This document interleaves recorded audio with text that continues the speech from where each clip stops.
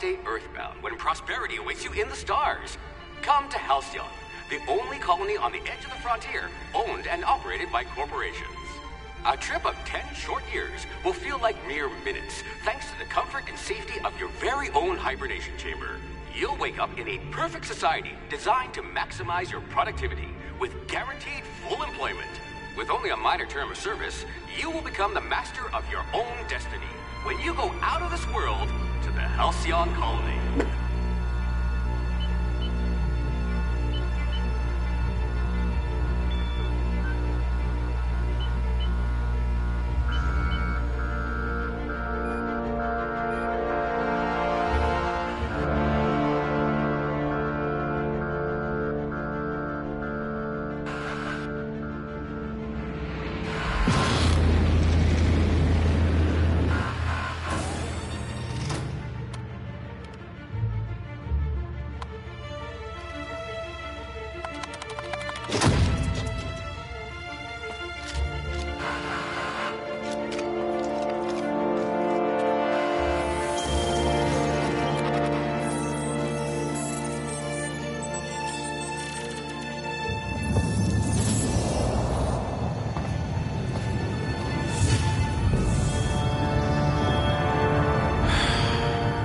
Hundreds of thousands of colonists will have to drift out here forever just to keep from damaging the board's bottom line. Disgraceful.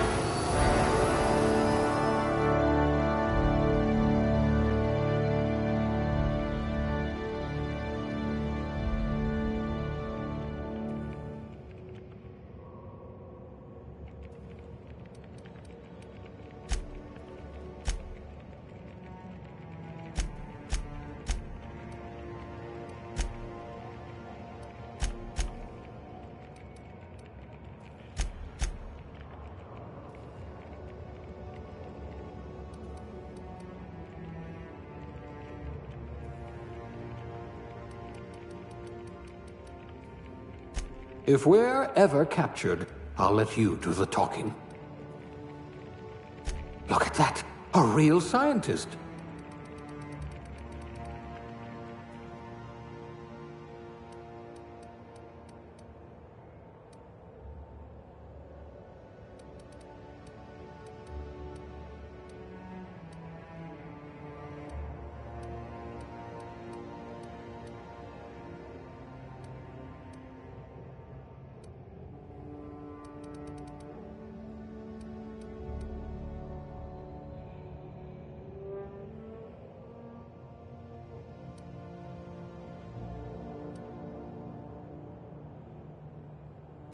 If this were an Aetherwave drama, I'd say something about cleaning up the colony.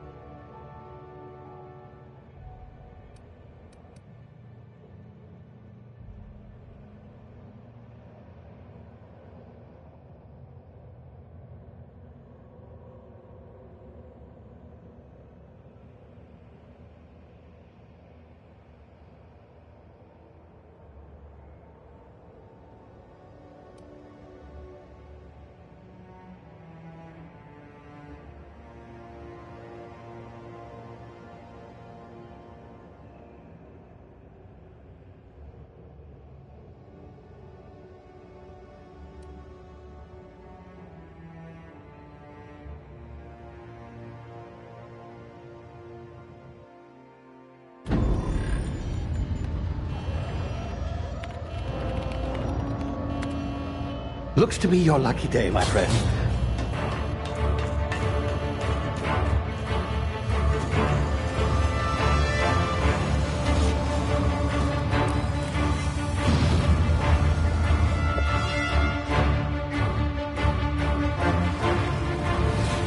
Please power down your engines and prepare to be... Not likely, bootlickers.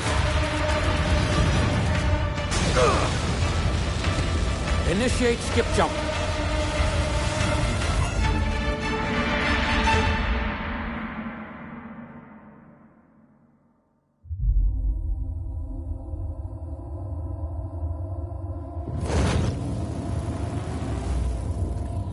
Status. Structural integrity down 25%. Power levels down 50%. If drive is Shit. evaporated.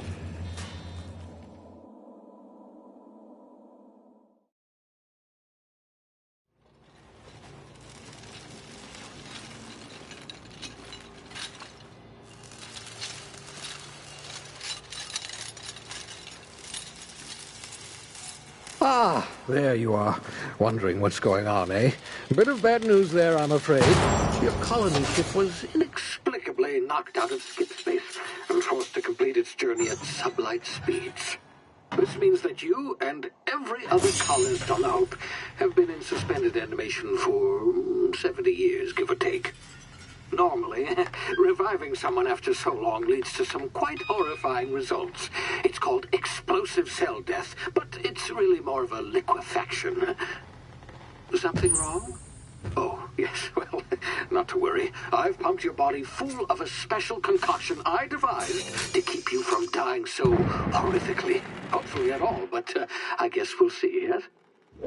Unfortunately, I used the last of my chemical supplies saving you.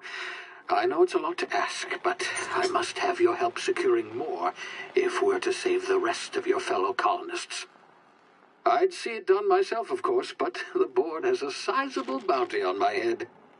Now, my ship is inoperative, but I've managed to hire a smuggler to help you out. He'll be... Oh, I see we're in position. Good luck!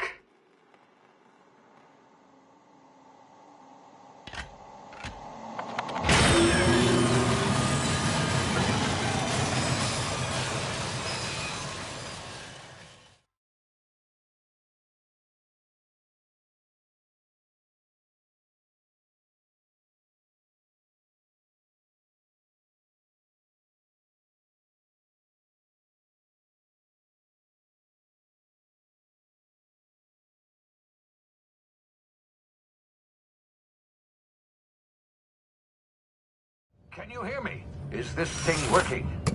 Ah, there you are. Now, where were we? Oh, yes, the smuggler. His name is Hawthorne, and he should be waiting for you at the landing site. He's to be your chauffeur, so to speak. Not to worry. I'm told he's a specialist. Dashing gunslinger, one-of-a-kind ship, that sort of thing. You'll like him, I'm sure. I've also outfitted you with a simple wireless monitor, so I can track your progress. I'll check in with you as soon as you land. Good luck. All the colonists are counting on you.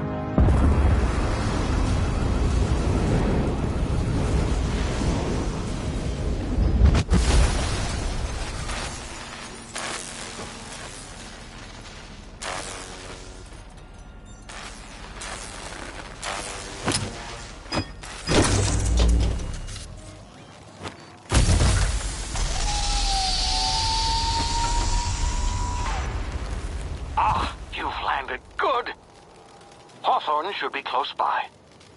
What in law's name? Is that him? Oh, that idiot. I told him to plant the beacon and move away, not stand there holding it. Oh well, no sense in letting his ship go to waste. Hawthorne won't mind you taking his ship. Better you than the board, huh? Not sure I trusted the fellow. Might have gone after the bounty on my head. Shame about the whole squashing thing. Nasty way to go.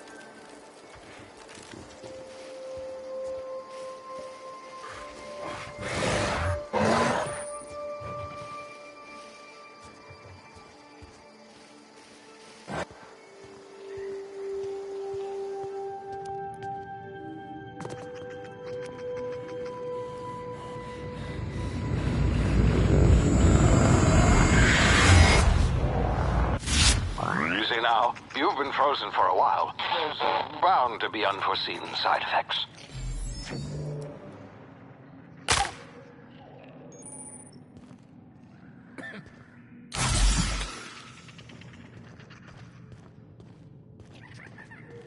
Hey, you, come here.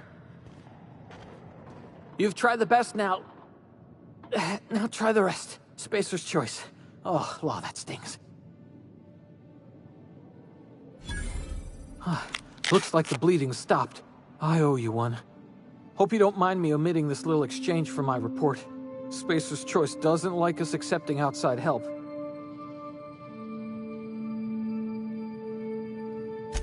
Better, thanks to you. I might have bled out on my own. Or worse, had to go begging the boss for some Adrena time. We were out on patrol. I saw a marauder camp up in the hills.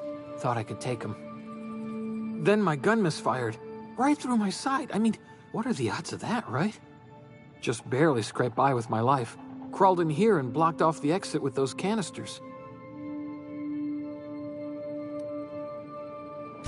Investigating an illegally grounded ship. All spacecraft must arrive and depart from authorized landing pads. That's board law, that is. Some hull had grounded their spacecraft out in the open. That's a real good way to attract marauders. See those canisters by the entrance? Marauders come sniffing around in here, and I can take them all out with a single shot. Not bad, huh?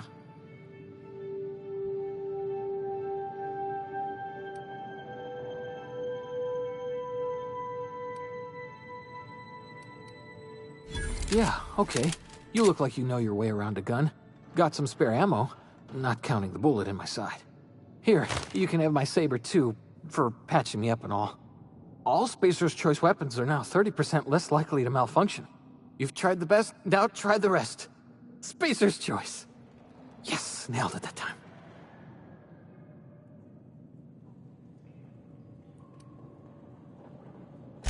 The Hope? Is that some sort of fancy new drug? Are you with Auntie Cleo or something? Don't take this the wrong way or nothing, but I'm not allowed to fraternize with Cleo workers. Company policy. You hit your head or something? You're in Emerald Vale.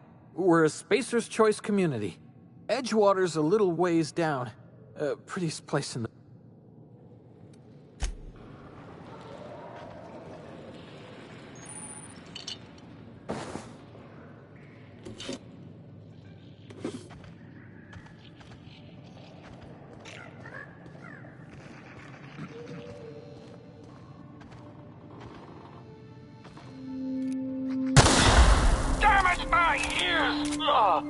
Oh, what just happened? Can you hear me? What in the hell? This...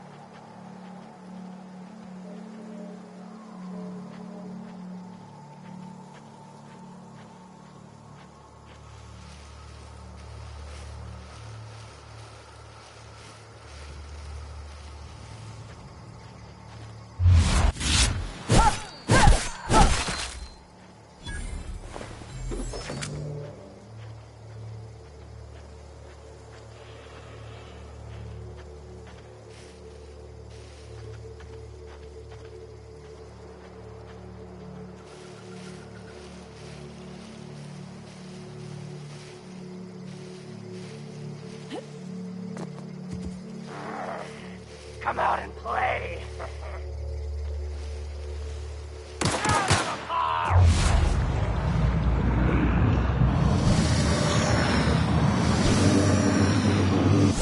What you pay?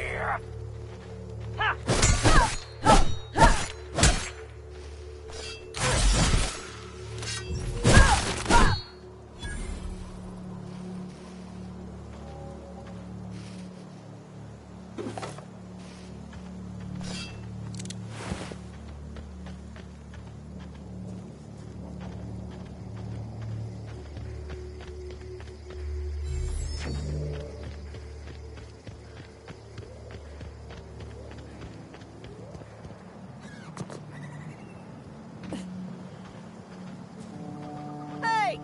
Get over here before you get yourself killed! Don't know where you came from, stranger, but you best keep your head down. There's marauders hereabouts, and worse, landing violators. Gall on that rung leech! Landing in the Vale without using an official Spacer's Choice landing pad. I'd slap him with a fine if it weren't for all these marauders shambling about.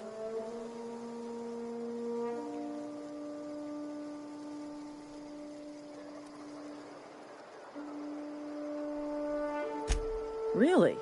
How is he? Shouldn't have done that. Spacer's Choice family ain't authorized to receive medical aid from off-brand physicians. We'll see him back to Edgewater, just as soon as I cross these marauders off with the swift, cost-efficient fury that's made Spacer's Choice the most trusted brand in personal defense. I just, need a couple of winks to catch my breath. Stretch my legs, son.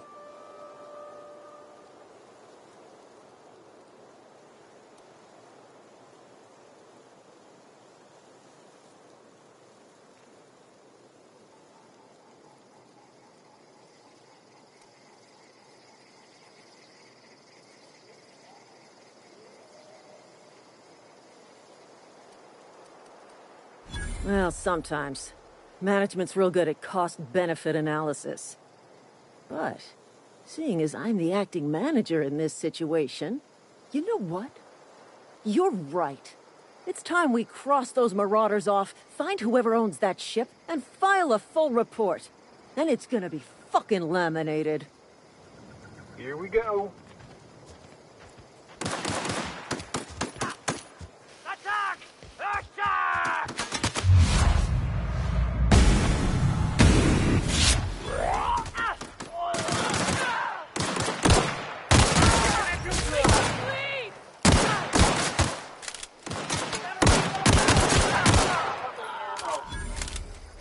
I just earned a fine bonus.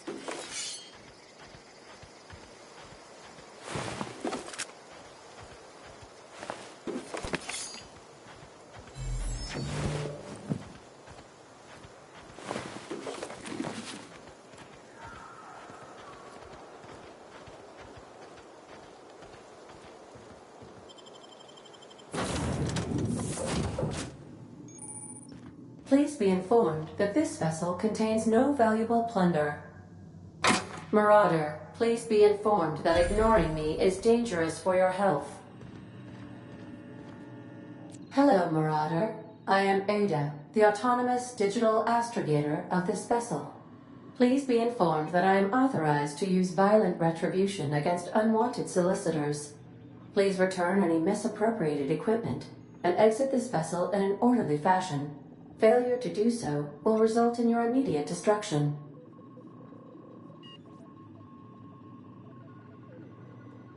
Jettison procedures initiated. Please engage in airlocks. Prepare to eject all boarding parties in 5, 4, 3, 2,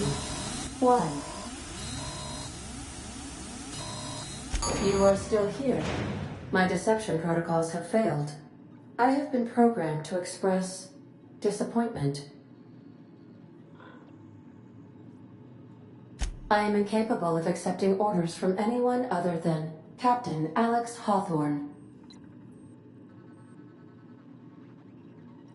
I deduce from the tone of your voice that Captain Hawthorne failed to meet you at the designated location.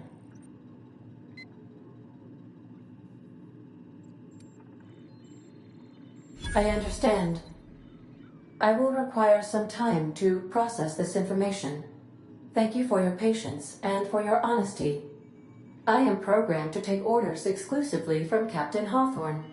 If I accept your orders, then you must be Captain Hawthorne. Do you understand?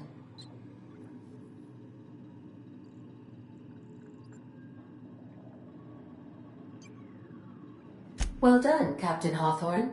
I see your powers of deductive reasoning remain intact. Unfortunately, our engine is currently inoperable. Our main drive suffered a critical power failure, and we were forced to make an emergency landing. The main drive's power regulator has been irreparably damaged and must be replaced.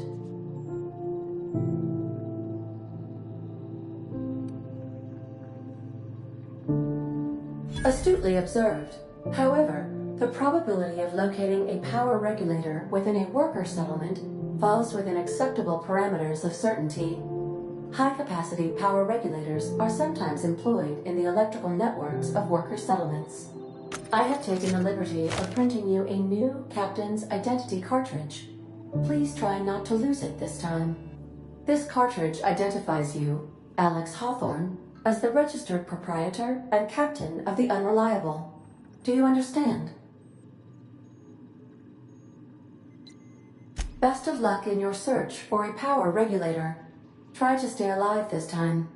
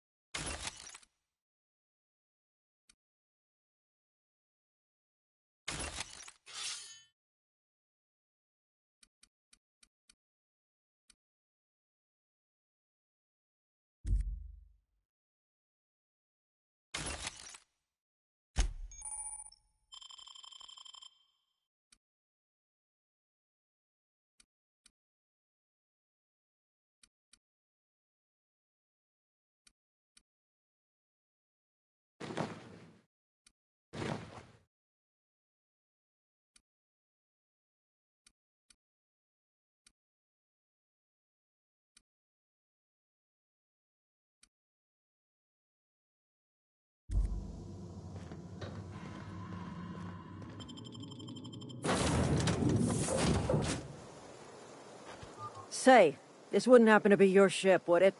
Because you sure walked in it like it was your ship. And if this ship is yours, well, ma'am, you owe Spacer's Choice a hefty fine. Afraid we gotta dock your pay.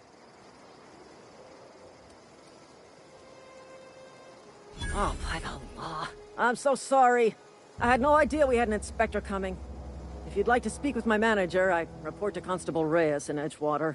Edgewater's not too far. Just follow the road east of here, over past the cemetery. Now, if you'll excuse me, I need to inspect the crime scene before I make my report.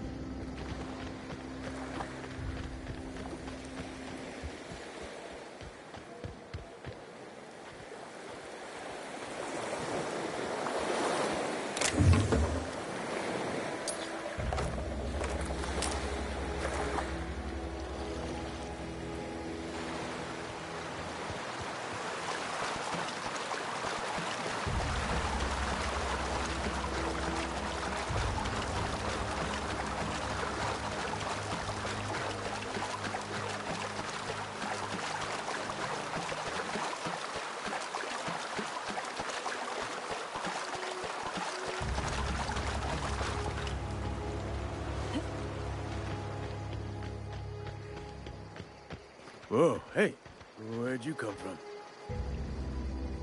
Don't go ambling out in those hills. That's Marauder territory, friend. Ain't safe out here. You'd best head into town. Avail yourself of Edgewater's high walls. And low prices.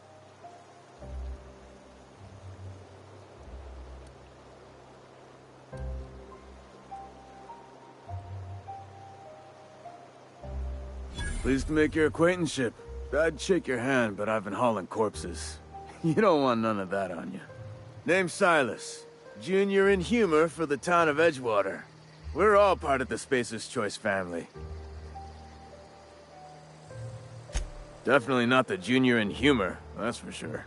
If you've got business inquiries, you should stop by Reed Thompson's office. He's up in the tower above the cannery. Head into town, follow the road. Look, you obviously ain't a worker. What's your racket? You a smuggler? Freelancer?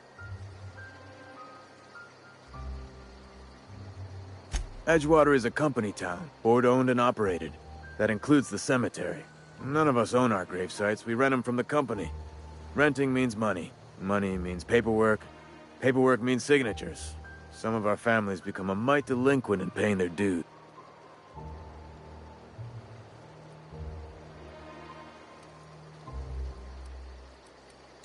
Four workers still haven't paid up. Phyllis, Conrad, Ludwig, and Martin Abernathy. He's a special case. You may want to twist his arm a little. He just is. Look, I don't want to get into it. Just make sure he pays up.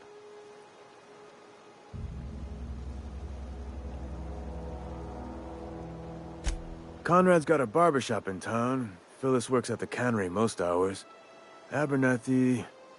I ain't seen him in a few days. His domicile is near the cannery. You'll find him in town. All except Ludwig, that is. He's over by the landing pad.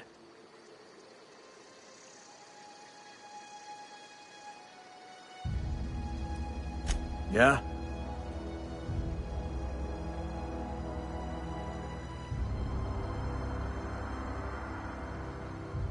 You could look at it that way, I suppose.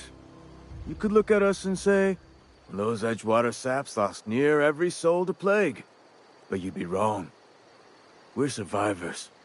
Loyal company folk, brave in the wilds. Every now and again, a virulent plague sweeps through our town. That's life on the frontier, I suppose. A body grows accustomed. Hang on, I'm doing some math in my head. 20, 30, carry the one... all my life? Work's been real good to me. Fresh air, exercise. Only problem's the paperwork. Can't get anybody to pay their gravesite fees.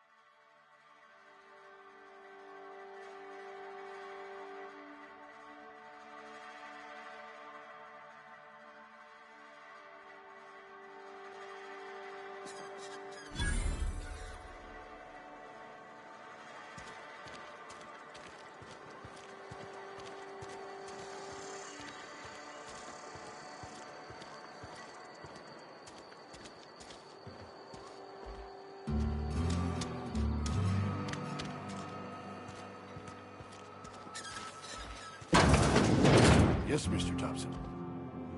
Whoa, did Mr. Thompson send you? Well, you tell Mr. Thompson I'll be right at my post. Tomorrow. Bright and early tomorrow. Because I'm definitely not plagued. As spry as a spring chicken. That's old Abernathy.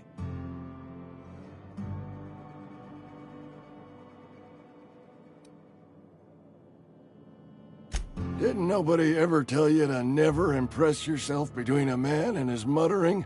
Which is, by the way, a normal and healthy mode of expression.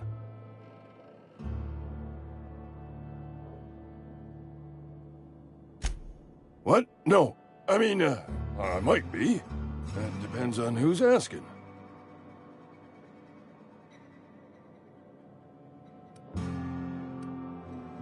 Silas knows, doesn't he?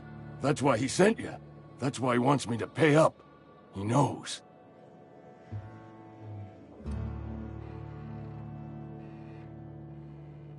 Sounds like he's already told you. You may as well hear it from me. I'm dying. I'm not long for this world. The date of my expiration is fast approaching. And soon I shall be ushered through the great cannery in the skies. It's plague. Has to be. Silas knows. He knows I got one foot in my grave, and now he wants to charge me for the other one.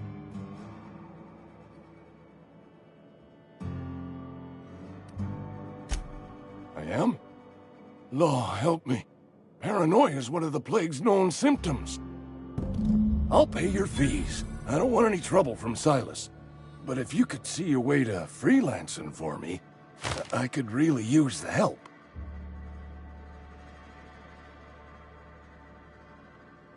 There's a cache of anthracillin tucked away in the old community center. Powerful stuff. Stronger than what we got, anyway. I need you to break in, nab that medicine, and bring it back to me.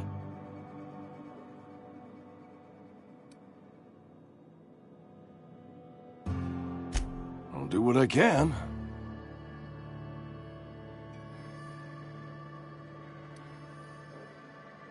You will not find any guards within sight of that old place. Marauders, on the other hand.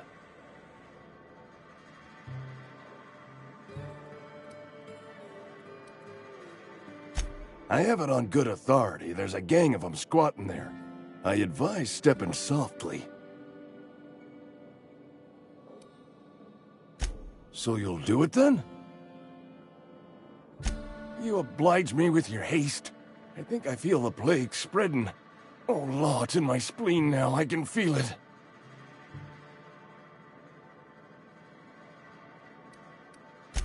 Just keep your head down when you're in there. Marauders have taken over.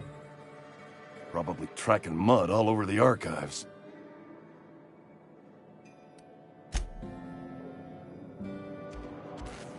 You're making a mistake working for Abernathy. Excuse me. I'm Esther Blaine, Spacer's Choice Actuary. I overheard your talk with Abernathy. I hope you're not thinking about getting him that medicine. Abernathy is a well-known hypochondriac. Anthracillin is wasted on him. You're better off selling it to me instead.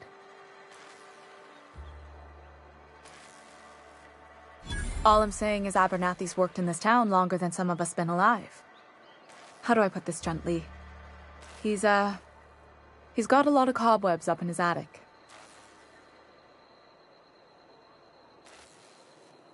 I probably shouldn't tell you. Don't want you implicated for what I'm trying to do.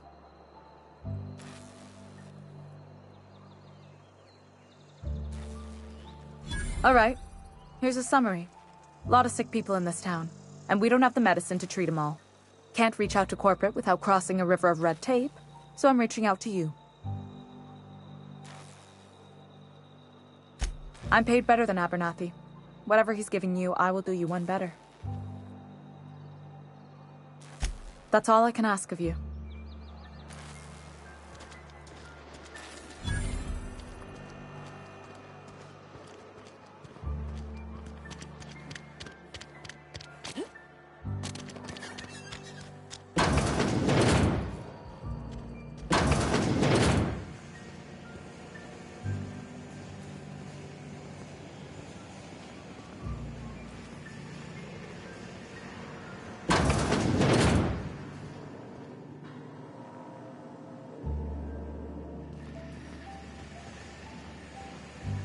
You the new worker? Whatever. Make it quick, Tenderfoot. I'm busy.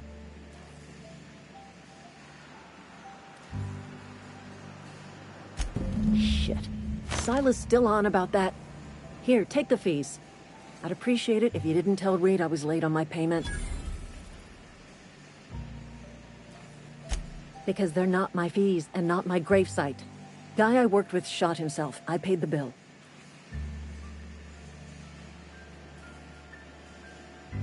I could do without the sarcasm.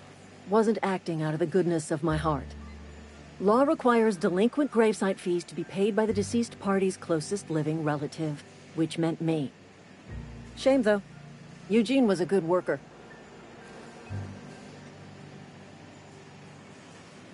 Woke up one morning and put a round through his upper story. Can't imagine why. The kid was doing all right at his desk. We all thought he was an upstanding receptionist. Just between the two of us, I'm pretty shocked his weapon didn't misfire. Spacer's Choice handguns aren't the most reliable.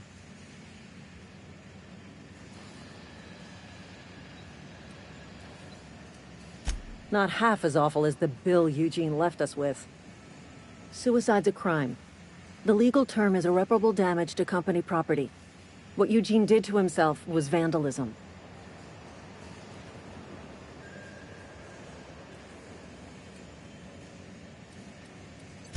I'm plenty serious. In fact, I'm a little upset Eugene didn't think things through. In other words, Edgewater would have been penalized pretty hard. Whatever Eugene was worth as an asset, we would have had to pay out of pocket to Spacer's Choice.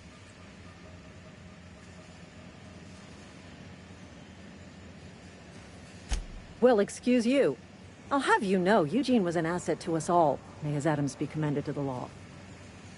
All I know is Silas asked me for Eugene's gravesite fees, which means he was approved for burial, which means his papers went through, which means the town's in the clear. I'm just glad to put this whole ugly affair behind me. Eugene can rest his bones in peace, and the rest of us can get on with our own lives.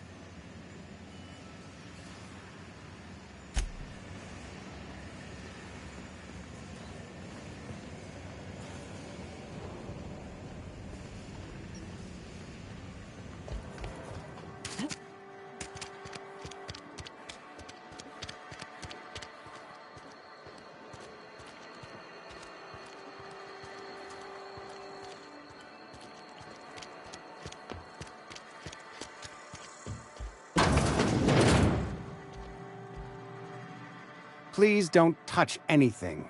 Your hands are probably crawling with germs. Physical hygiene recapitulates moral hygiene. Cleanliness is next to lawfulness.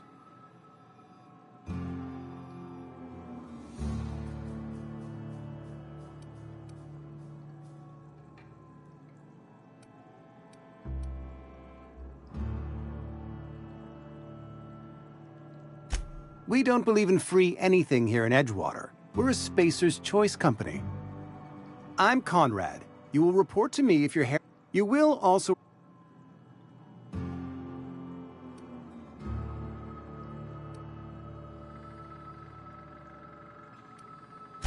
Ah, gravesite fees.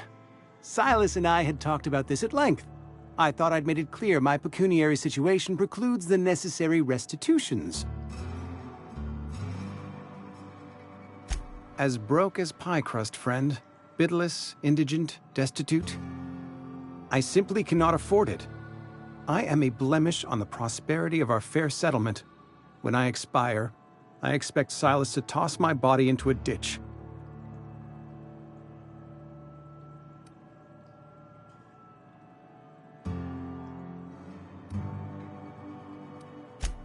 Edgewater is built on the discipline and sacrifice of its people. Tell Silas I can't afford to pay, and that I fully expect to have my medical rights revoked for this dereliction. With my apologies.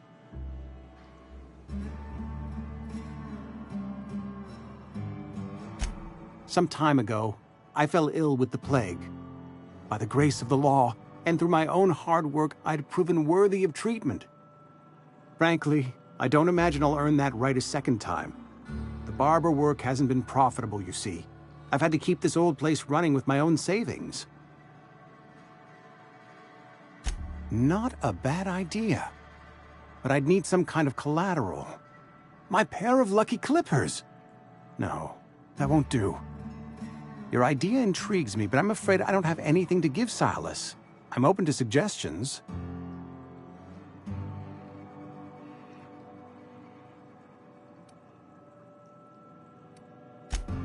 Much obliged.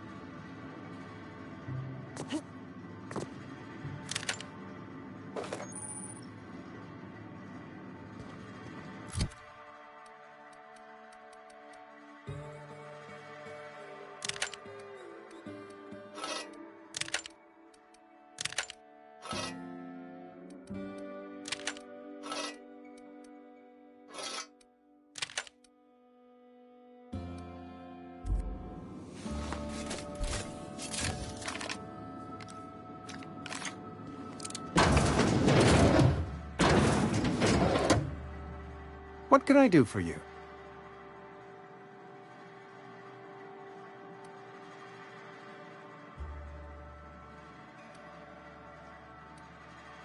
You know about Eugene? How? Then, you know Phyllis suggested selling off Eugene's gold teeth. I didn't approve of the idea then, and I don't approve of it now. Eugene's golden teeth were a family heirloom, representing 3 generations of poor dental hygiene. He took them to his grave.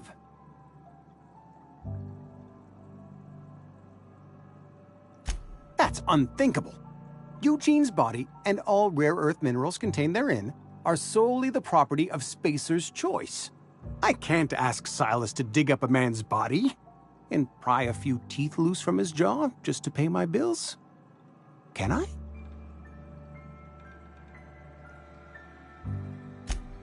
Yes, I suppose I must.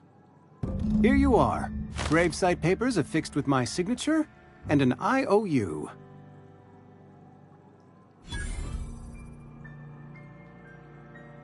Eugene was not a suicide. He put a bullet in his brain, yes, but that's largely a technicality.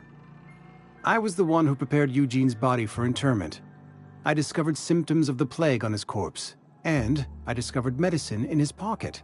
Lots of medicine.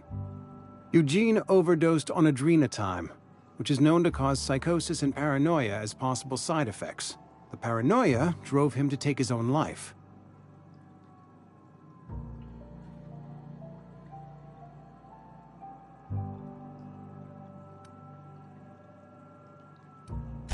It's a miracle of bureaucracy. If Eugene's death were filed as a suicide, we'd all pay the price for his crime. We can all thank our lucky stars that young Eugene was hopped up on medication and suffered its predictable side effect. I included it all in my official report. I'd like to think I saved Edgewater a great deal of money. We never could have paid the fines associated with a suicide.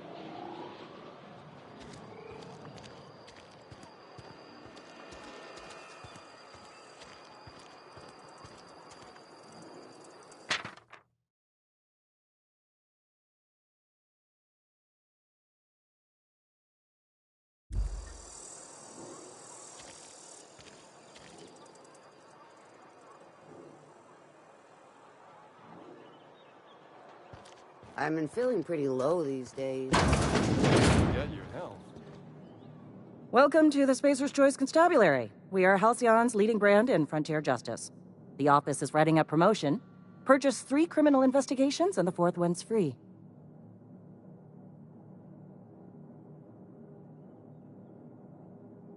As a Spacer's Choice Constable, I am authorized to grant you legal authority toward apprehending wanted criminals. Know how to carry yourself in a fight? I've got bounties out for these 3 marauders. Cross them off and bring me their fingers. Just 1 per marauder, please. I'll dust off the old fingerprint roller.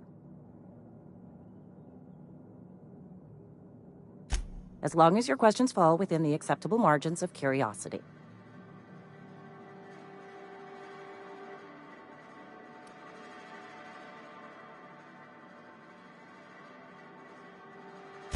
If this is a setup to a joke, you should know I've never found anything amusing in my life. I don't serve Edgewater. Edgewater and the entire region of Emerald Dale serve Spacer's Choice.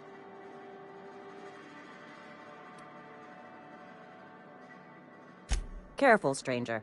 Talk like that comes dangerously close to sedition.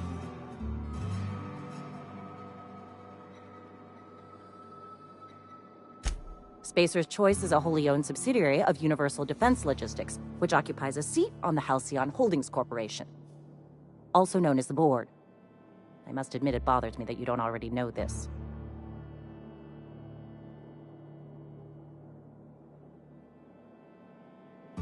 Flattery won't get you anywhere with me. The bureaucracy is a noble profession, but not all of us are gifted enough to serve in it.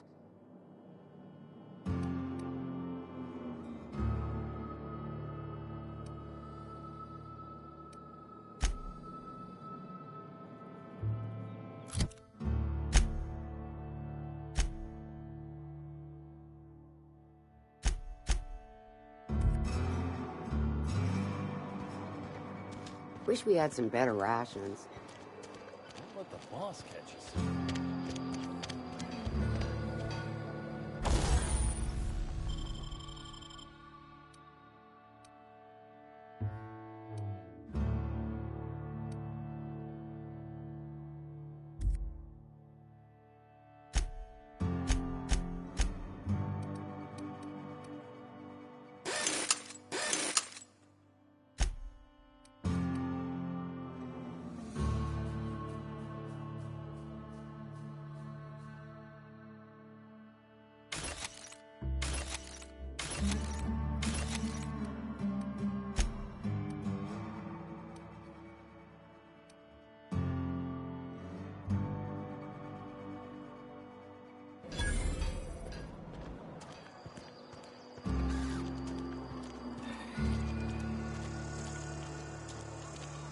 Hey, you hear about Wilson?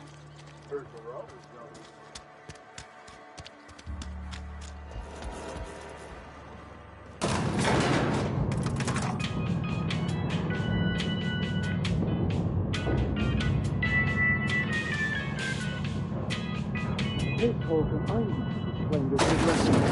The grease monkey?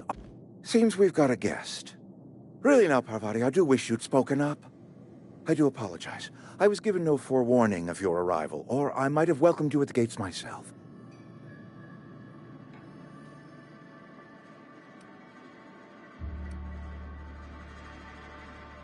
You were saying, Miss Holcomb. It's just what Bess needs is a proper refurbish. I can bandage her up and what all, but she's just old. Sorry, I'm sorry. I'll do better. And I do wish you'd stop referring to our cannery as Bess. Personification of company property is strictly contrary to the Spacer's Choice Code of Conduct. My apologies. I am not in the habit of allowing my guests to witness such a row.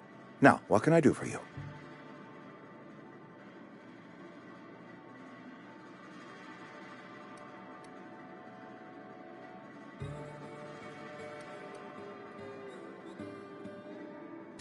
I'm Reed Thompson, Outpost Administrator. I cannot help but notice you are not in uniform.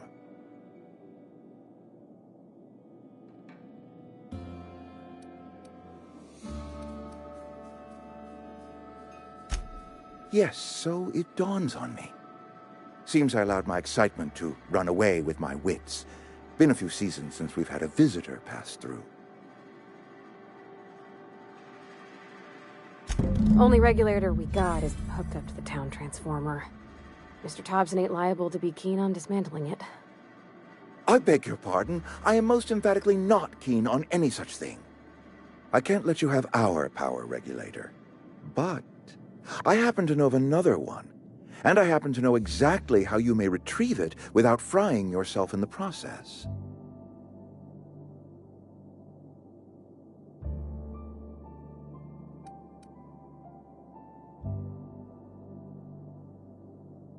My proposition benefits the both of us. Please, hear me out. There's a power regulator in the old botanical lab. It's mostly abandoned, so all that power is being squandered. Go down to the geothermal plant. Reroute power from the botanical district over to us. Once their power's shut down, you can have their regulator and be along on your way.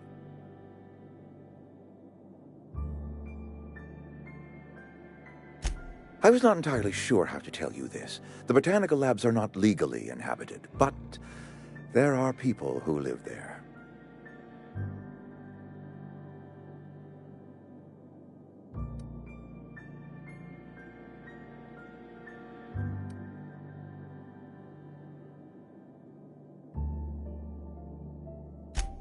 No, I do not imagine they will be pleased. But like a parent disciplining an unruly child, you will be doing them a kindness. The people living in the botanical labs, they're deserters, former workers. I need them back at their posts. I need them to come home.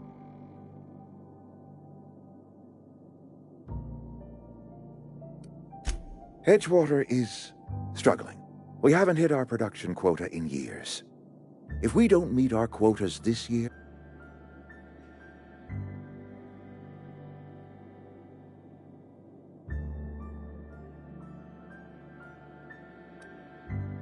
it's our problem, not yours, but I'm asking for your help. If those workers don't come back, Edgewater is going to collapse. My hope is that by cutting off their power, you will convince those deserters to come back to town. Before you go to the plant, I want you to stop by the botanical lab. Speak to their leader, Adelaide. Tell her the power's about to go, and that it's time her band of deserters came back to town.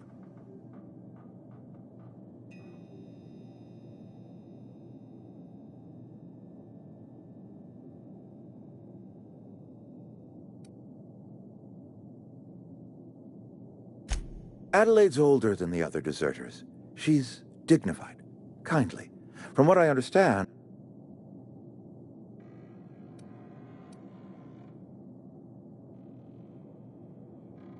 I am asking you to help us survive. Edgewater needs more workers or we will collapse. We belong to one community, the Spacer's Choice family. If we dissolve into factions, then we will all perish separately. Adelaide will understand that.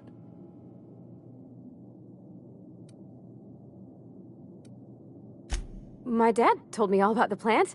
Taught me all he knew. I could come in useful. I mean, if that's all right with you, Mr. Thompson. Sir. I hesitate to part ways with Miss Holcomb, but I cannot deny that she is talented and may prove useful to you. You will need an administrative passcode in order to enter the plant. I am trusting you with mine, and trusting Miss Holcomb to guide you if you'd like.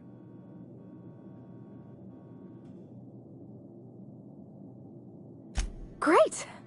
I got my wrenches and diagnosticators and hairpins and engine tape, so I'm all set. Well, I am glad to hear that.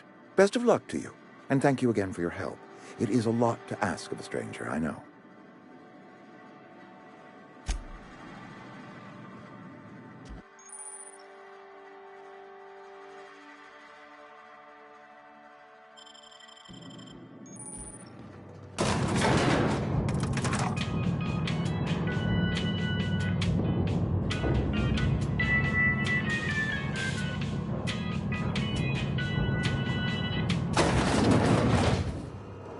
Hey, ma'am, can we talk? Sorry. Can we talk? Sorry. You just want to get out of here. And you likely don't want to tag along like me. It's just, Mr. Thompson has his own view on matters, on account of it's his job and what all, but that's not the only side of the tale.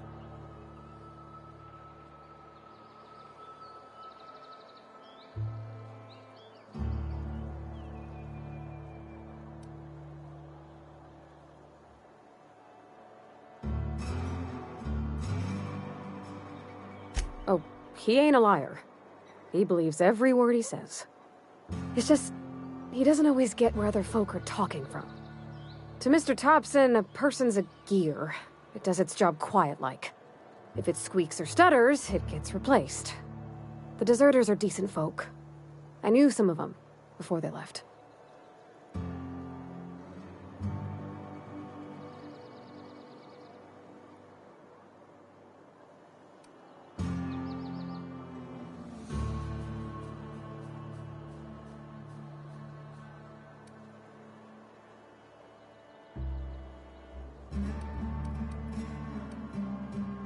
Life's hard here. Especially for them that don't fit in so well.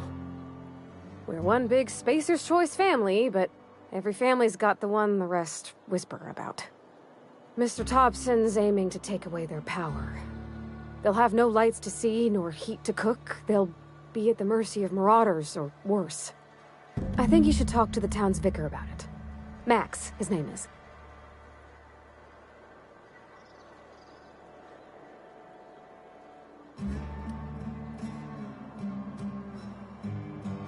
Thanks, ma'am. I just think when you gotta make a decision that'll hurt somebody, it's best to think on the right and wrong of it. That's what my dad used to say anyways.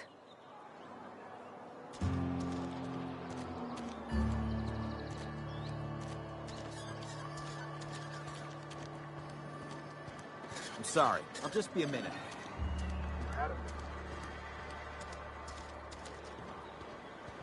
I've always felt weird in here. It's too clean.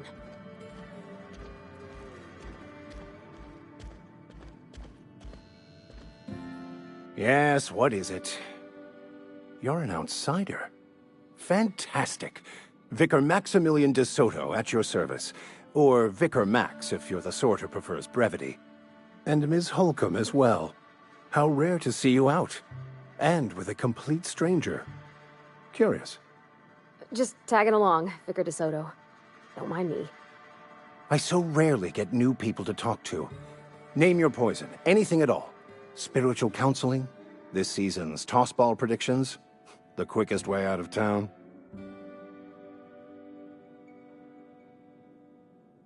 What? I thought you would talk to him. You wanted to speak to me, Ms. Holcomb? Every time I've tried to engage you in conversation, you look at the floor, answer in single words, and slink away. I can't imagine what would be so grave as to drive her to my mission. What has Mr. Thompson asked you to do?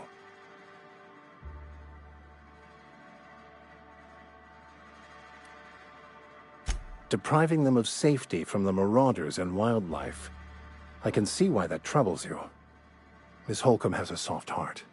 Always has, if you believe the talk.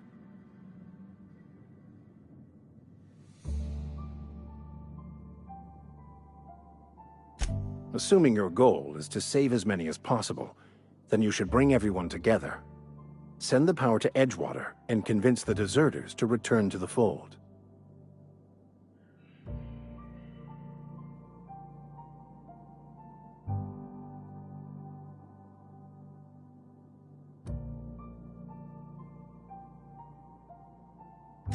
If it were as easy as a few soothing words in the right ears, I'm sure it would have been done already.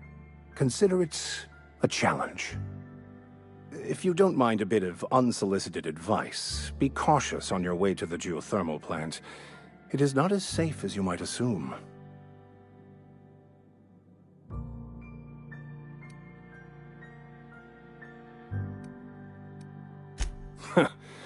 The marauders I met when I ventured outside the walls might agree with you. Bastards snuck up on me while I was dutifully hunting for a banned book in a collector's library. Barely escaped with my life. But you see, one of the reasons I transferred here was to get my hands on that heretical text.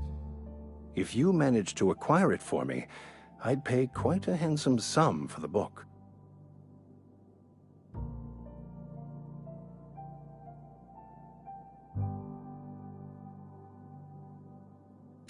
It's a handwritten journal. A faded blue cover with the name M'Bakono handwritten in the lower corner. I'll mark where I saw it on your map. Assuming you're serious?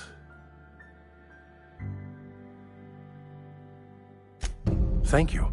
If you retrieve it, you can always find me here.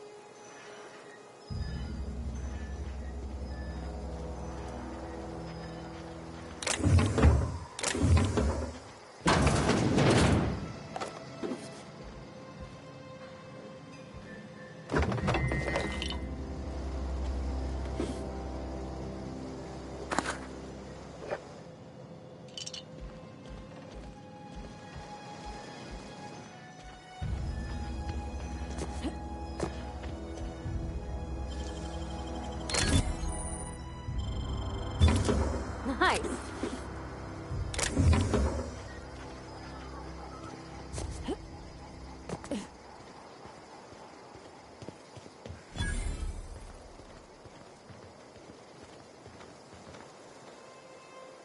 Thank the law. I've been requisitioning backup for months. Guess the boss finally came to his senses. You ever swung a truncheon?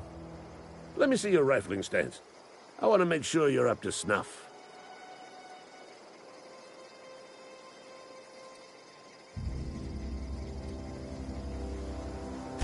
I told Silas I'd pay my dues if he agreed to join the Resistance. Guess this means he's finally heard the calling.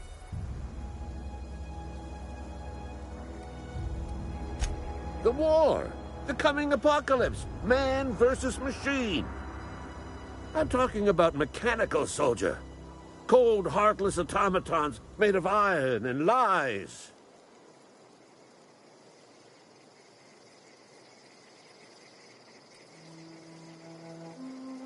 That's right. That's what I've been saying. We gotta square our shoulders and stand ever vigilant. Auto-mechanicals. Creatures forged in the fires of malevolence. I seen them over by the old power plant. Clattering about, firing at the birds, orchestrating their uprising. When the swarms of mechanicals come clanging on over that hill, where will you be? Cowering beneath your cot? Or standing, shoulder to shoulder with the Resistance?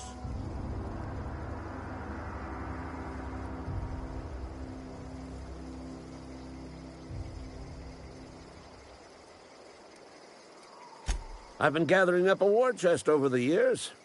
Saltuna cans, mostly. Some Spacer's chaw. Few bit carts. I'll reward you for your aid.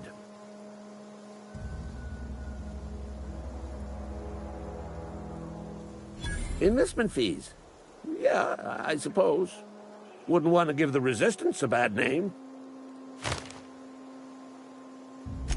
They have sent a scout, prowling around the junkyard just behind our beloved town. This scout must not be permitted to return to its base of operations. Cross it off, then report back.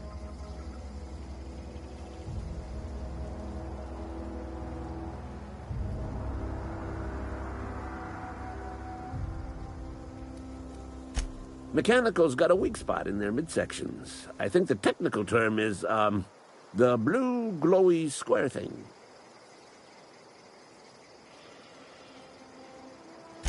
Go on.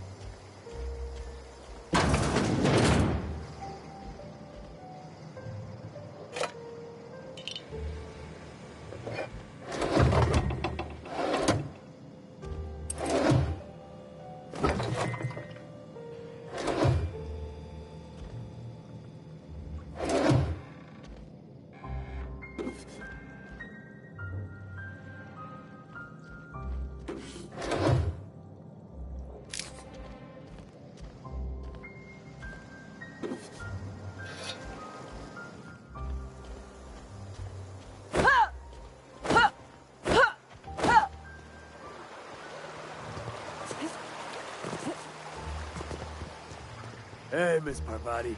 Come for a visit? Not today. Lovely to see you about, Miss Parvati. Things going all right, Silas? Been keeping him careful and true, miss.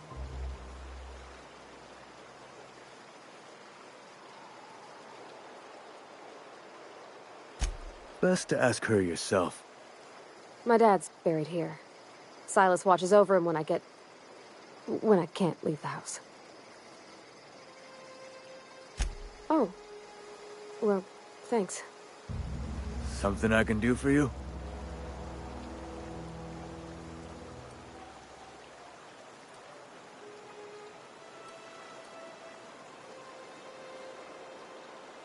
You run into any trouble?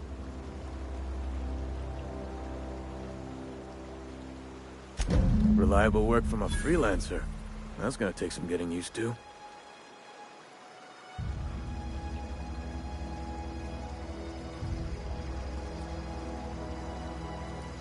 And I'll buy you a drink sometime.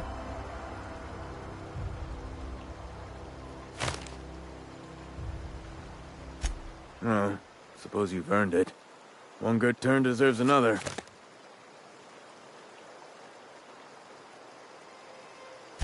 Abernathy was sick? With the plague? That's disgusting. I shook hands with the guy.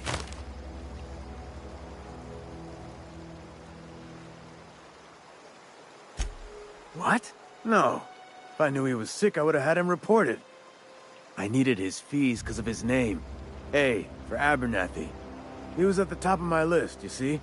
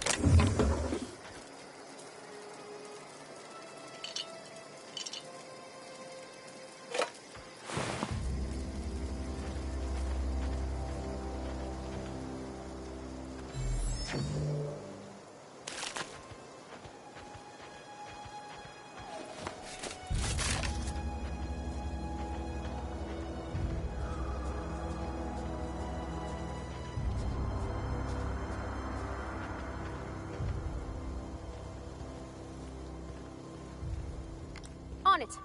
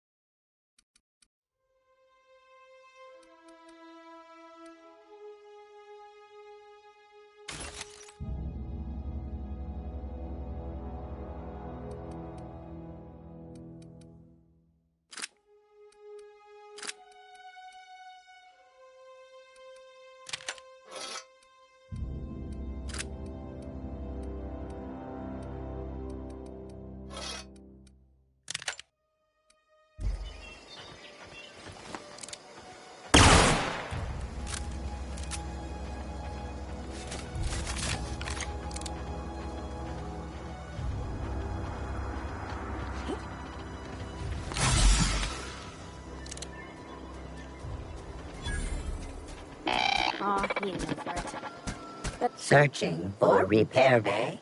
Error. Navigation systems failed. Unable to comply. I could probably fix that. I mean, if you wanted me to.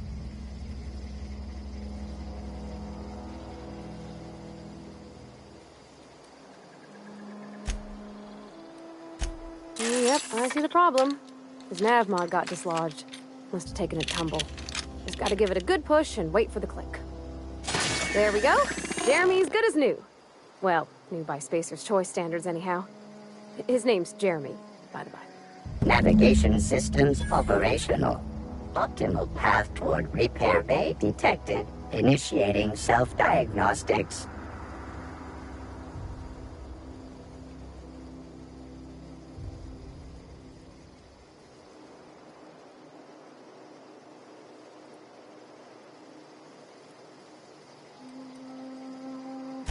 Be more careful out there, Jeremy.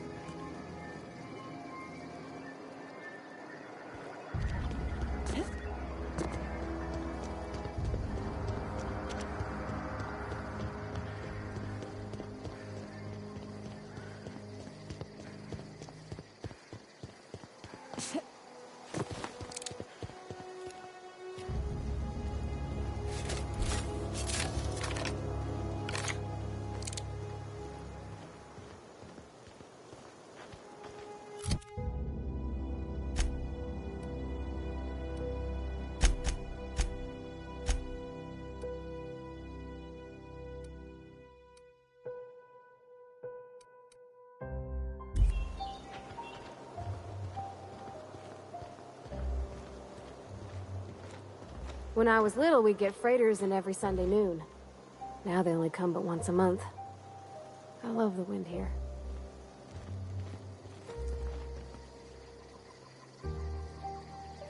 Bring us honor, soldier.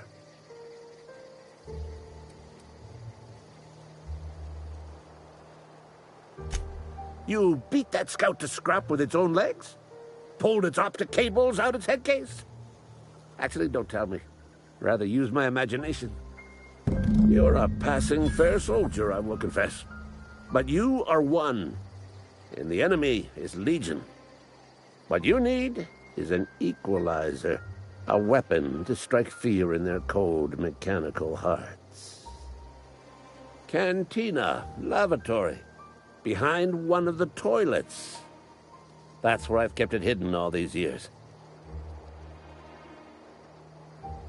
Sharp, ain't it? The lavatory is the very last place a mechanical has need to enter. On the double, soldier. Don't want the bartender poking around in there with a mop.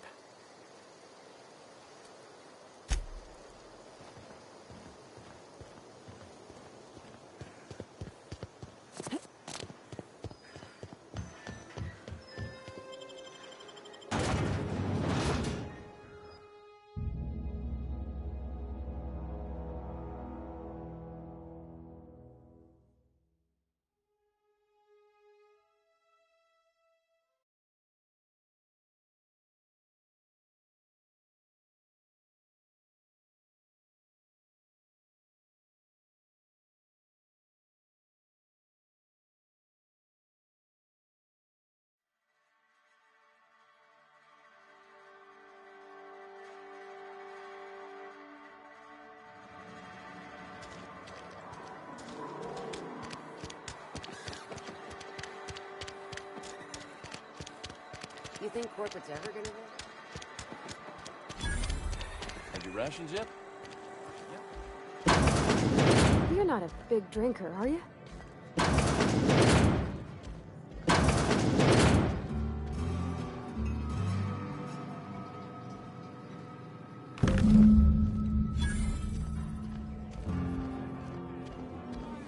You read the latest report?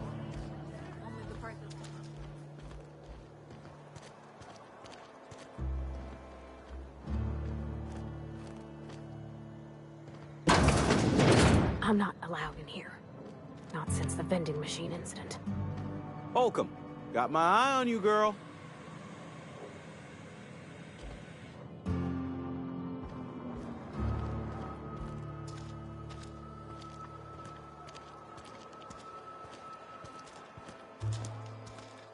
Yeah, huh?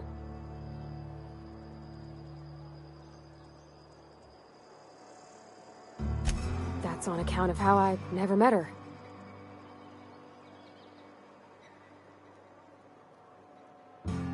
I don't rightly know. She was in another division of the Spacer's Choice family. She worked in the Vale a few months, sorting the cannery computers. Her contract said any kids she had, expected or not, belonged to her office from the time of conception. So when I was born, I got sent here.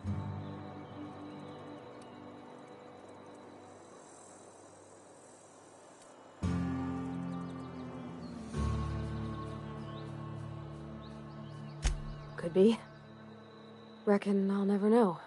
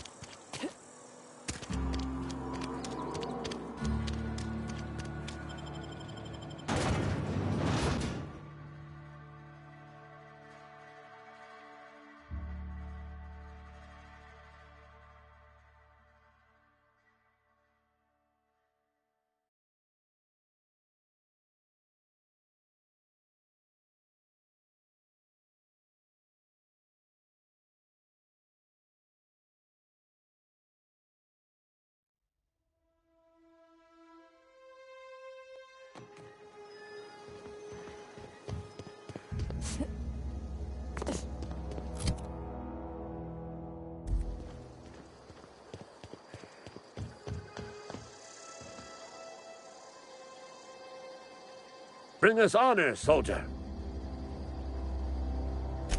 Feast your eyes, soldier. This here's a genuine Spacer's Choice injury customizing unit, designed to deliver a lethal blast of electrical discharge. I call it the Hand of the Law. You ever want to see a mechanical flailing around like a grounded fish? You stick a couple thousand volts in its guts. With compliments from old Ludwig. Fun. This ain't some quarterly performance review, soldier. Ours is a grave and sacred duty. Time's come for you to journey down into the black heart of the enemy's camp. I'm talking about the old geothermal plant. Unfortunately, the old plant lies outside my board-given jurisdiction. You'll need to get a passcode from the boss, Reed Thompson.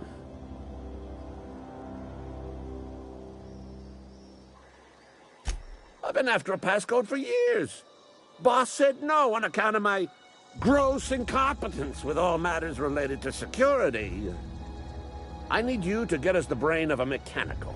Well, not exactly a brain. Anatomically speaking, what we're looking for is a logic module.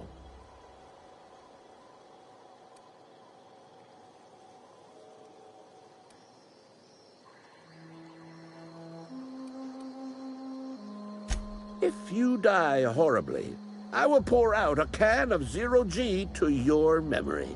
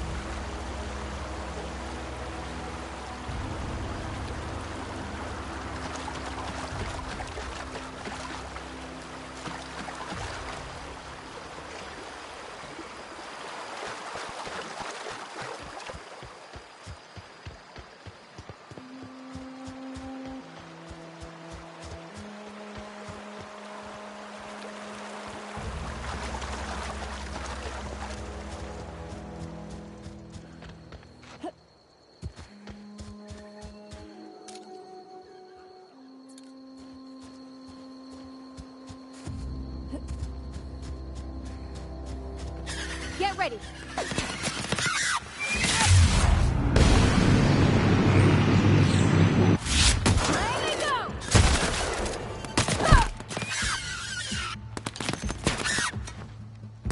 Everyone all right?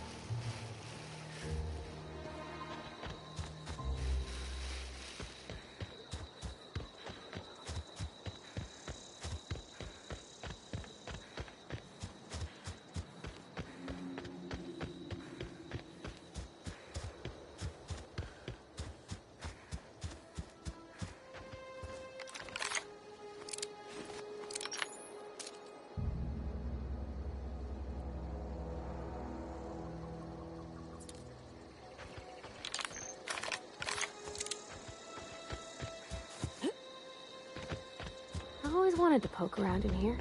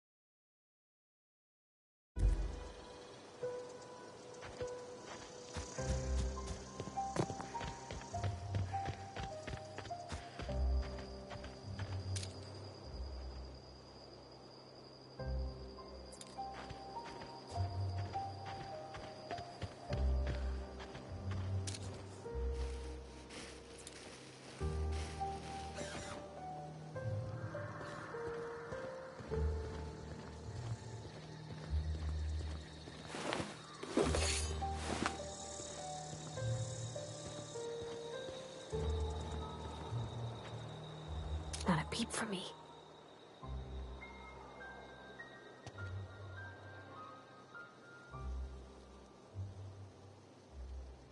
Here we go!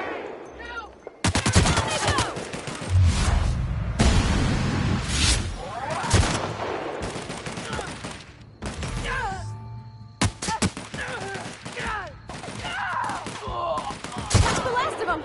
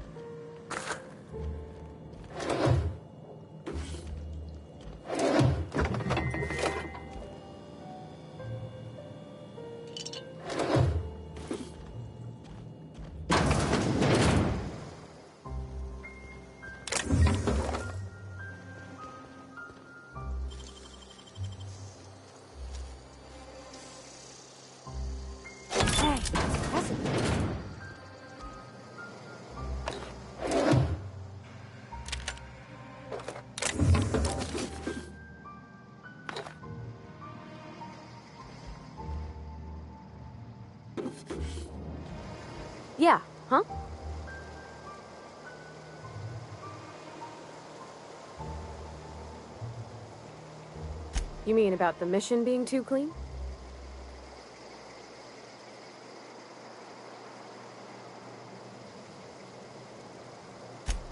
I know, but Vicar says the universe is a machine, that it runs by law. Real machines have gunked up oil, scratches, and worn bits. You can tell they've seen handling, been used by folk. The machine Vicar sees is one ain't never been run. It's not for people to live in. It's something on a museum shelf, under glass.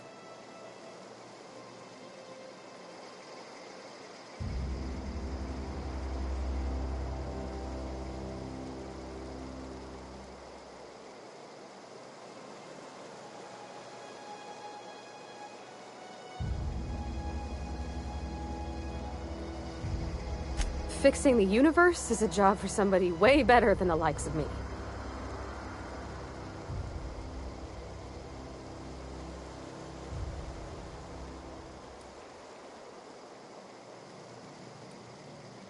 Sorry. I know it's none of my business.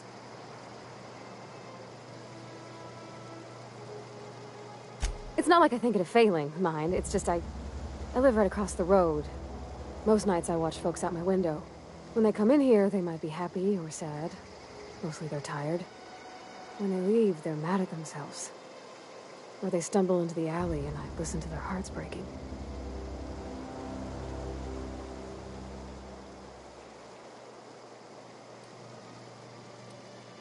Am I? Well, it's just normal to me. Why isn't everybody else, I wonder?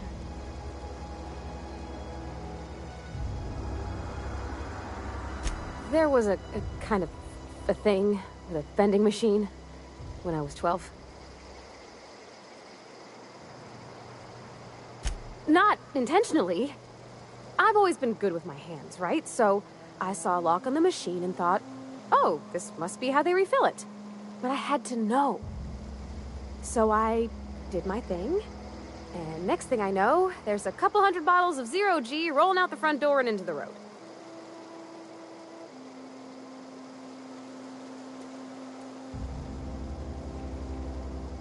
Well, sure. They're not tough. Even back then, before I got real good at that sort of thing. Right about then, a bunch of loaders came rolling in the gate, fresh off the Saltuna ships. And Mr. Thompson was up on the porch making a speech about how everyone would have to volunteer a third shift to get it all canned. Anyhow, you ever seen an auto loader run over a bottle of Zero G? Exploded all over Mr. Thompson. One bottle after another as the loaders went by. I was just shy of working age, so Dad had to pay all the damages. Rose still angry at me. I can laugh about it now, but I just about puked up my guts in terror in the moment. That's the one time I ever made Mr. Thompson look a fool.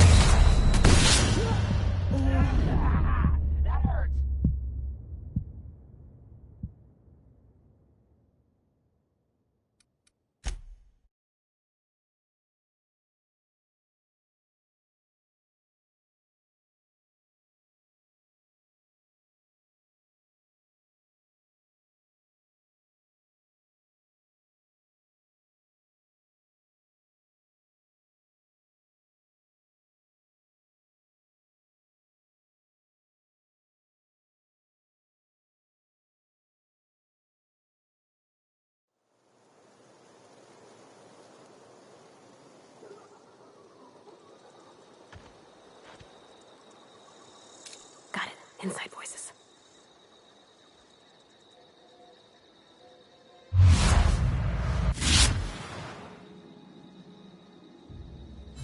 All together.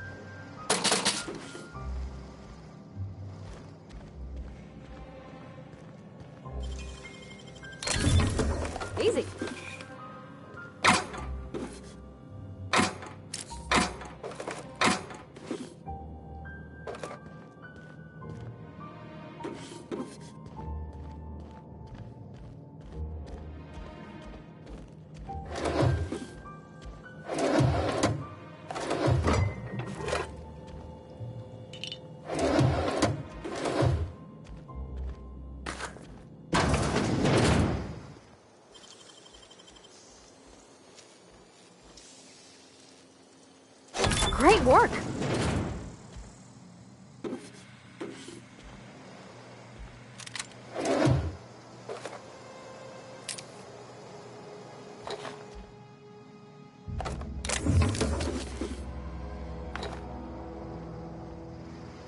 Where are we headed?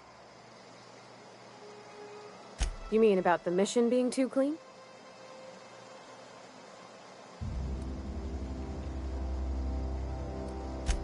I know, but Vickers says the universe is a machine, that it runs by law. Real machines have gunked up oil, scratches, and worn bits. You can tell they've seen handling, been used by folk.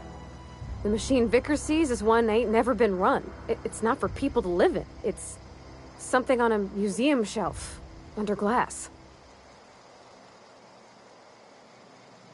Fixing the universe is a job for somebody way better than the likes of me.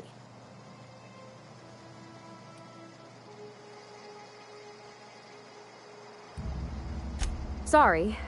I know, it's none of my business.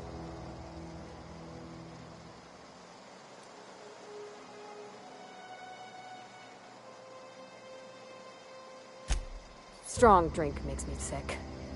And it makes me real sad. I start thinking about things I oughtn't, and then... Well, never mind that. You got better things to think on. Sorry.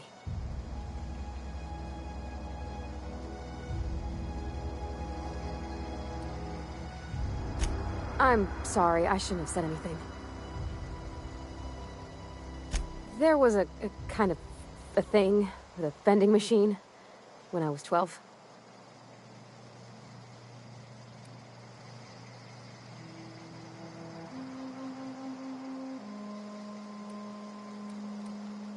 Not intentionally.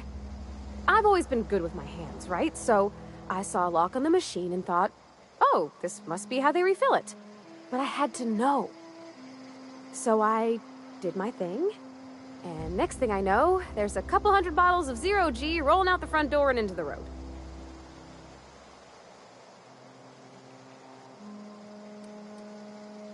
Well, sure.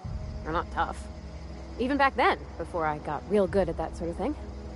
Right about then, a bunch of loaders came rolling in the gate, fresh off the Saltuna ships. Then Mr. Thompson was up on the porch, making a speech about how everyone would have to volunteer a third shift to get it all canned.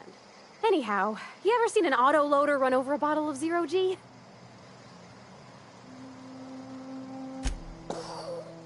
Exploded all over Mr. Thompson. One bottle after another as the loaders went by. I was just shy of working age, so Dad had to pay all the damages. Moreau's still angry at me. I can laugh about it now, but I just about puked up my guts in terror in the moment. That's the one time I ever made Mr. Thompson look a fool.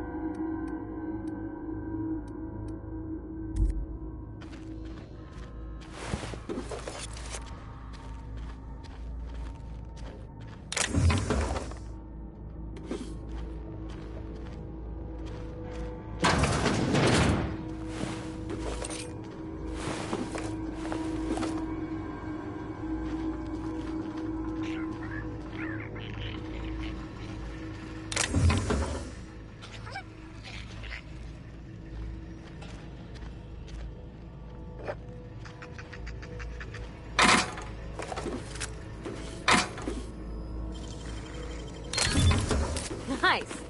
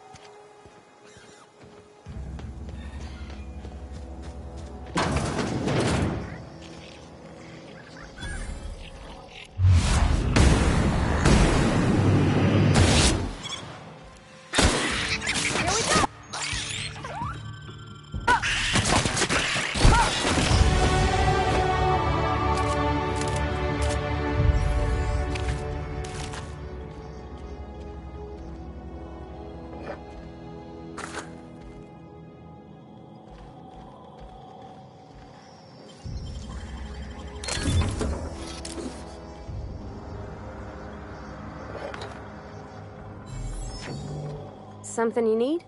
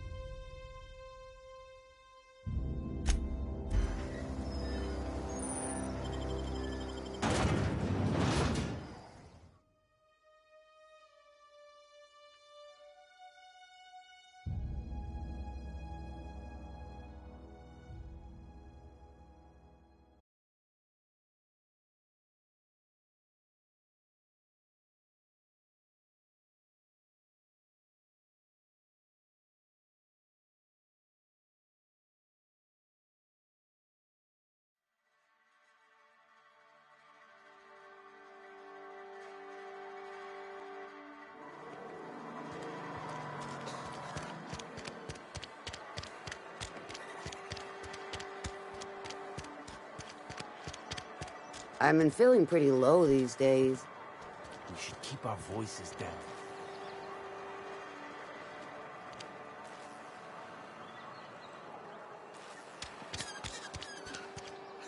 I've got some time. Thanks. I'll see to it that this medicine gets to the people who need it. Here, something for your trouble. Nothing personal, but I hope we never do business together again. Don't want to make a habit of consorting with smuggler types.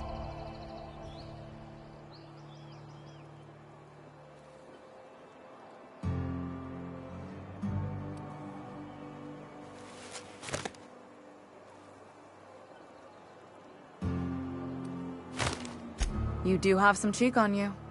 Lucky for you, I kept a little contingency fee in case you tried to negotiate with me.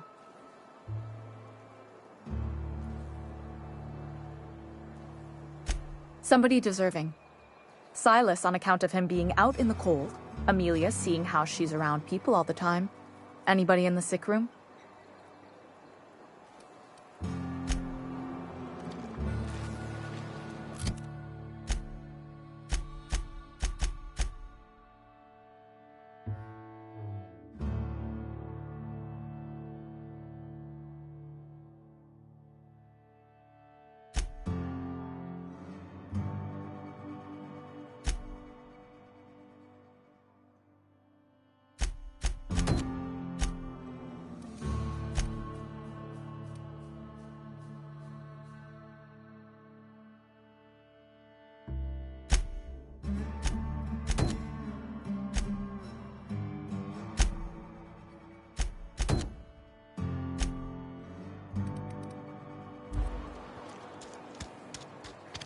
Sometimes I wonder what I'm doing with myself.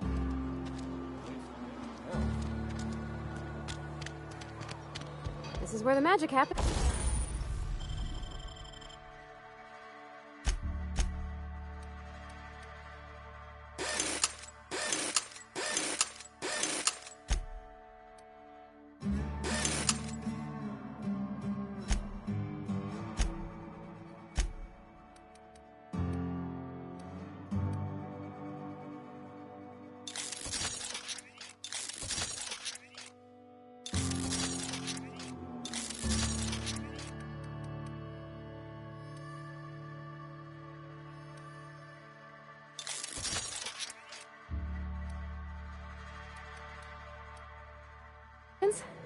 Well, science. But it still happens.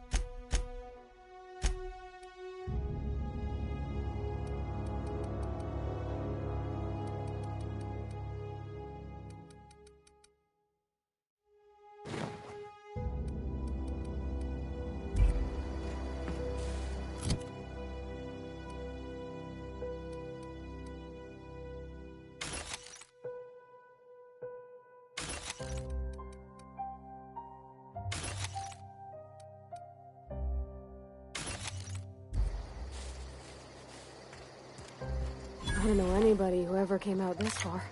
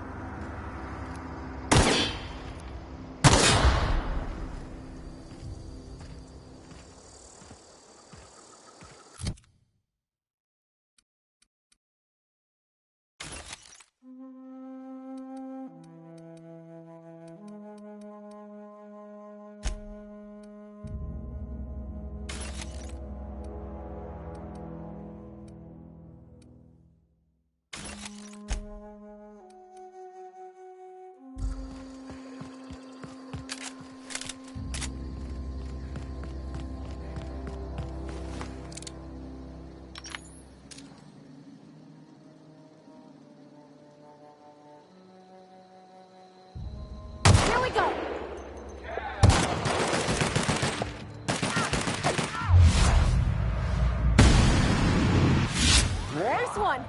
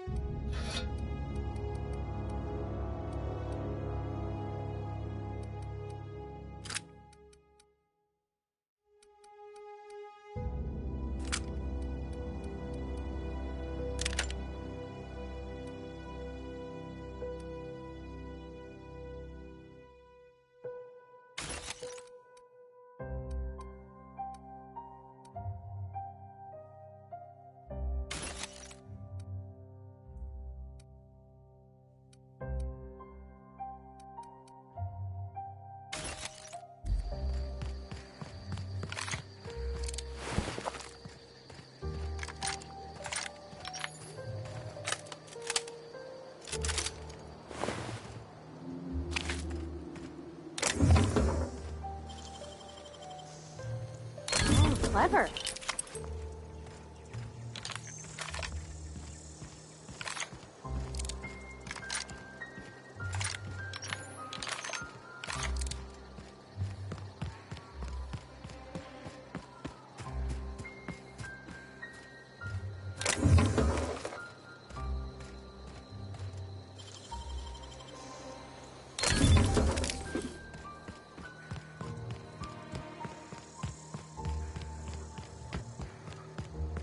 Move along, stranger. We don't want any... I don't know you. Whatever you're looking for, it ain't here. Move along. Answers, huh? You must be one of those philosophicals. Already got ourselves one of those.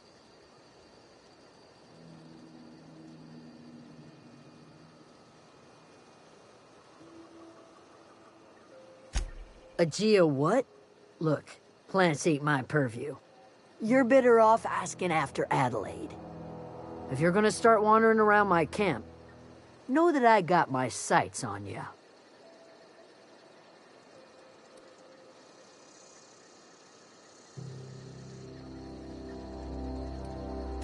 Over in the hothouse, tending crop. Enough with the questions. No offense, but I've got a lot on my mind.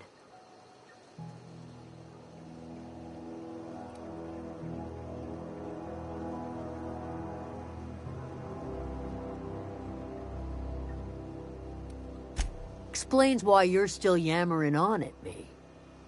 No, I'm sorry. That was unworthy of me. Lady named Zoe went missing some nights ago. Just up and vanished without a trace. Now I'm pacing around wondering if marauders got to her.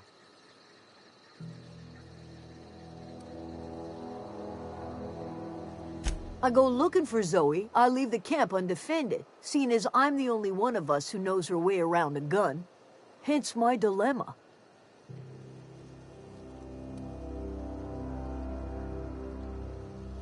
Vex me. If she told anybody, they ain't telling me. I'd check her room, but I got yelled at for snooping once already. Little ways ago, she was always...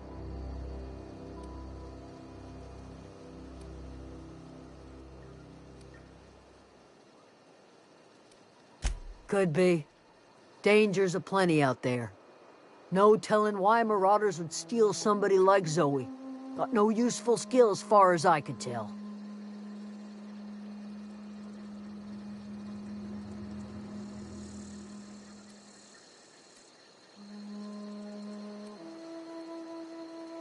Well, enough to know we never got on. Zoe and Stefan were close. If anybody knows the workings of her mind, he does.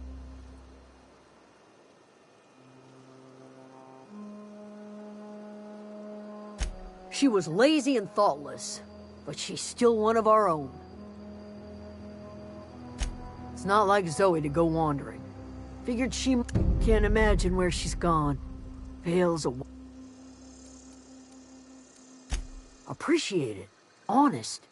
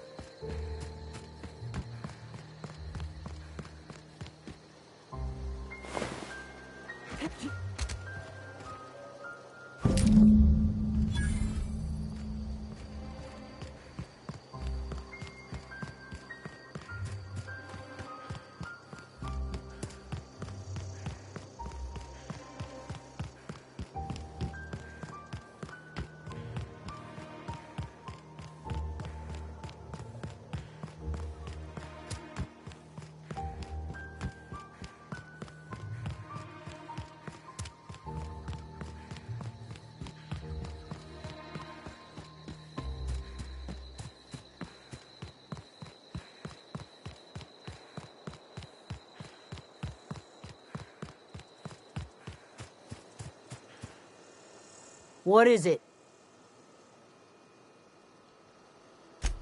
You want to expand on that?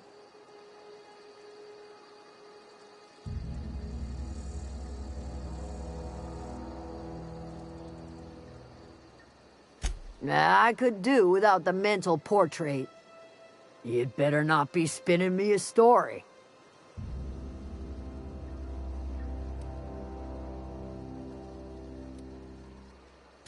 Yeah, that belonged to her well enough. Guess there's no arguing with you. You pretty much did my job for me. Least I could do is pay you for your trouble. Let me know if I can do something for you.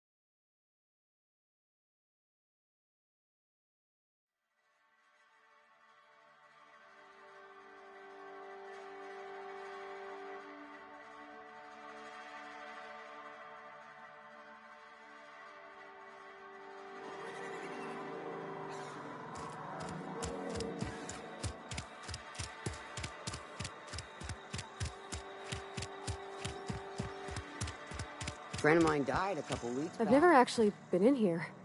Seemed scary from the outside. I suppose.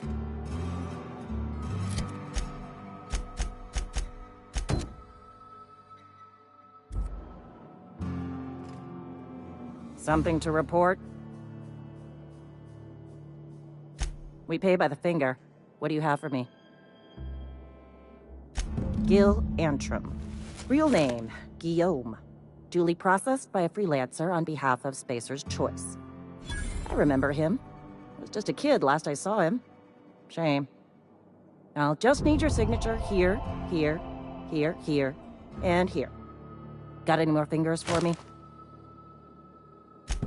Mabel Burgess. Age 37. Right or left-handed? Let's just say no longer applicable. I remember Doc Burgess. Conducted my physical every fiscal quarter. Guess she couldn't keep her hands off her patient's medicine. Still one outstanding bounty. If you've got a finger, I've got the paperwork. Here we are. Bertie Cotton. Cause of death.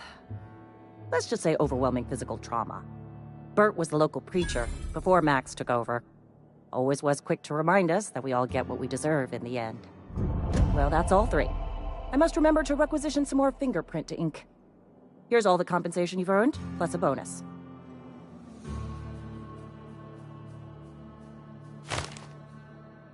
You've done such a bang-up job hunting down our former workers that I thought it only proper to deputize you. Congratulations.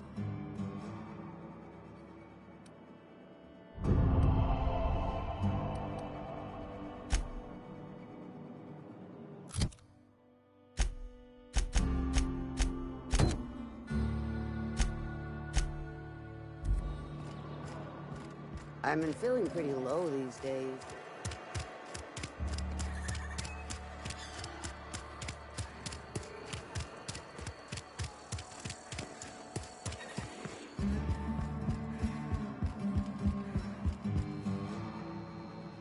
Any progress on that matter we discussed?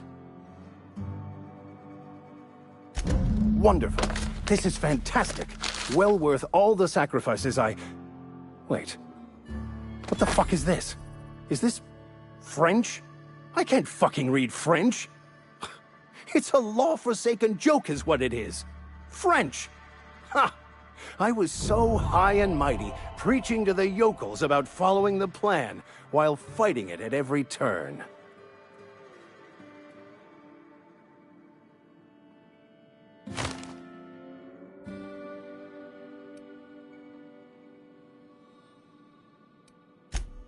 Well, yes.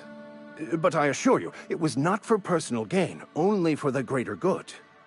I've spent my life searching for the keys to unlocking the secrets of the universal equation that underlies the plan. I had hoped this book held some of those answers. I became so desperate, I even got myself assigned to this plague-ridden backwater to find the damn thing. All the time and suffering I've spent. Wasted.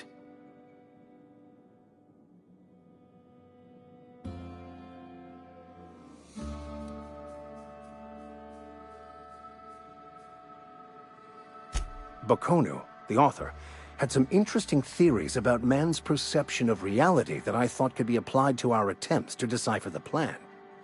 Unfortunately, he was also one of the founders of the Philosophist school of thought, so the book is banned in this colony.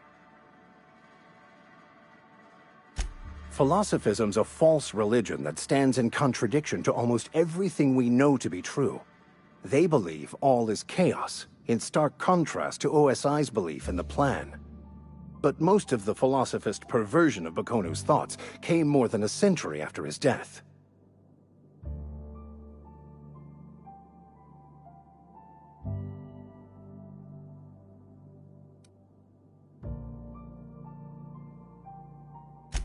Please. As if my life should have no greater meaning than proselytizing to a bunch of feeble-minded wretches. Nothing could be more excruciating than discussing the true nature of reality with people who have no interest beyond their next Aetherwave program. But that's neither here nor there. What I need to do now is to find a translator, obviously. But to do that, I'll first need to secure transport. You have a ship. Perhaps I could make myself of use to your crew.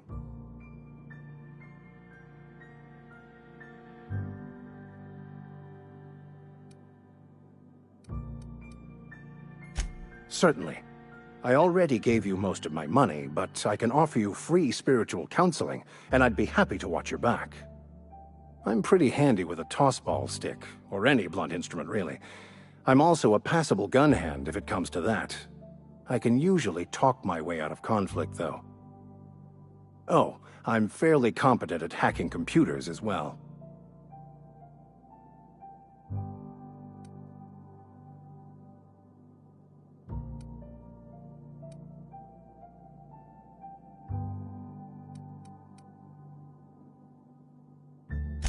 Fantastic. Let me get my things in order and I'll catch up with you. Edgewater's gonna miss you. Folk here always had good things to say about their vicar. Thank you, Ms. Holcomb. I'll be glad for the change of scenery, and to leave this place behind. I shall see you on the ship, Captain, whenever you're ready to leave Emerald Vale.